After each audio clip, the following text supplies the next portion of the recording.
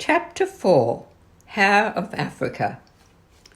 "Brer Rabbit, dear friend, this is indeed the way to travel," said the long-eared hare, sitting next to him on the front seat. "I've travelled on foot, on donkey back, which I do not recommend. There's nothing to hold on to going downhill.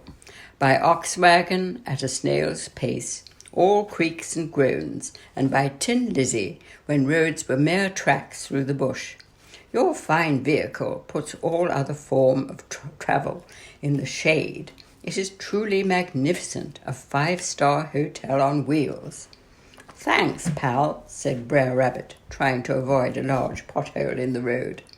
"Your idea of transport is somewhat old-fashioned," drawled the urbane American rabbit. "We have come quite a way from the linchpin and the wooden wheel, but travel is now a lot more costly." "I am without a car," sighed the hare. "It is a long time since I travelled to Zanin. I called in to collect some post from the post office, and there you were making inquiries for me. It is fate, my friend, and here we are together. I shall enjoy being your guide to Africa." "It is my pleasure to have you with me. I think you will be able to tell me a lot about our kith and kin in this part of the world," said the Brer Rabbit, correcting a skid in the soft sand. "We are now on our way to Devil's Kloof, but before we get there, I have something I wish to show you. It is one of the largest baobab trees in Africa. We will camp there for the night," said Hare of Africa, looking pleased. "It certainly sounds interesting. What about this place called Devil's Kloof? Is there something special about that?" "It is named after a well-known figure in world affairs. We do not care to mention his name too often, but it is said that he winters in the kloof," and he shivered and looked about him anxiously. "Then this fellow is not very popular," said the rabbit with interest. "Alas, he is very popular. There are many who like to dine at his table, drink his dark wine, and play snooker with him until the early hours, so I am told." Hare of Africa chewed nervously on his corn stalk, making Brer Rabbit wish he hadn't been quite so generous with his invitation. "I do detest chawing," he said. "Pray spit it out, or gobble it down if it's so tasty, but quit chawing," and he blew his horn loudly at a gang of vultures gathered at the side of the road. "Look at them," he said, and stepped on the accelerator. "Not a pretty sight," he cried, and the cloud of dust behind him blotted out the scene as they sped onwards. "It was my old man passing away made this trip possible," said Brer Rabbit.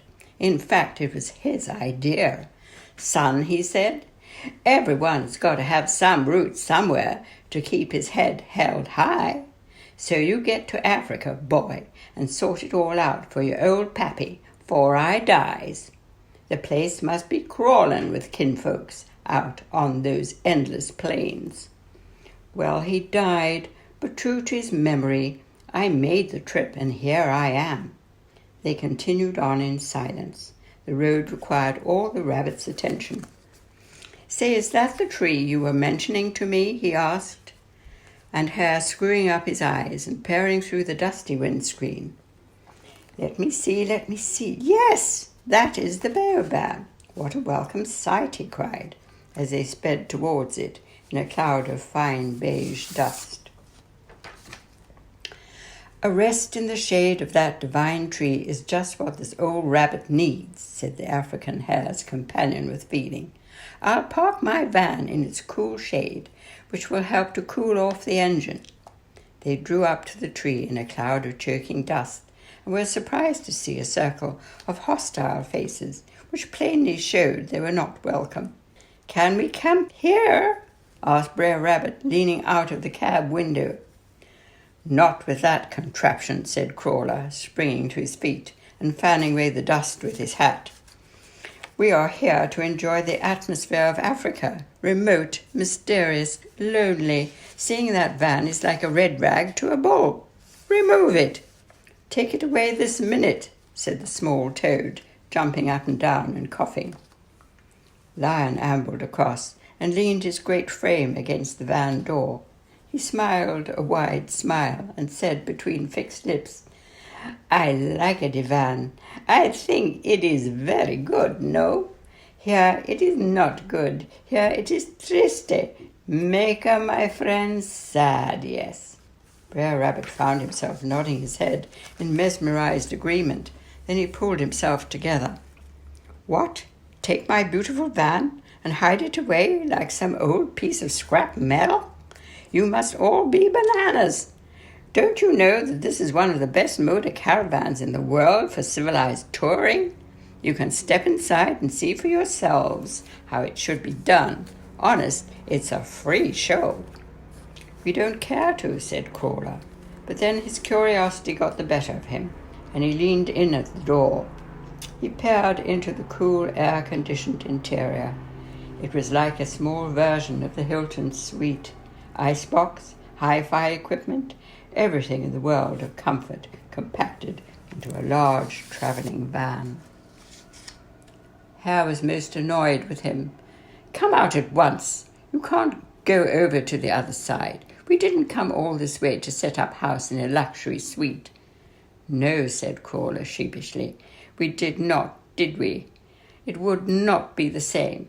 It was agreed, after more argument, that if the newcomers wished to join their campfire circle, then the van would have to be hidden away where its generators could not outsparkle the stars and its headlights dispel the mystery of the enveloping night. Abba made the introductions. "This is Hare of England, Crawler his friend, and Ricardo, a Roman lion of noble lineage. Chameleon sits above us and listens, and I am Abba, from the Kalahari, whose fire you share." The strange hare answered him, "I am Hare of Africa, also known as the Little Wise One, and this is Brer Rabbit, a cousin from America. He has come all this way to seek me and learn all that he can of our ancient ways." "Welcome," they all cried, and sat down together with mugs of hot coffee made by Hare. They ate pancakes made by Abba on a flat stone heated in the fire, which he sweetened with some of the honey he had found, and they talked until the stars put out their lanterns one by one, until the pale green fingers of the dawn felt their way over the horizon and tried to grasp the morning star, who shimmered bravely on. Then she too paled and was gone. No sooner had they crawled into their tent than Crawler and Hare were startled by a frightful commotion. Shrieks and howls of dismay rent the air. Crawler firmly covered his ears with his sleeping bag and disappeared from view. Abba and Hare hurried over to where the motor caravan had been parked. It was all too clear that they had had visitors. Inside, it was in complete chaos. "Bobby John! Woody Bobby John!" cried Abba, going down on all fours and skipping sideways in imitation of the raiders. "They never wait to be invited," he said, shaking his head, and looked at the damage. They had turned on the shower and all the wash basin taps and left them open. They had raided the fridge and swung on the lights. They had opened all the drawers and scattered the contents all over the floor, and had romped on the beds. They had quite a party while the owners were away.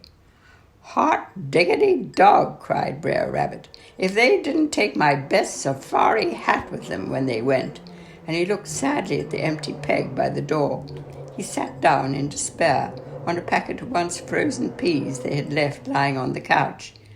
"Africa may look empty," he sighed, "but it's sure stupid to think so."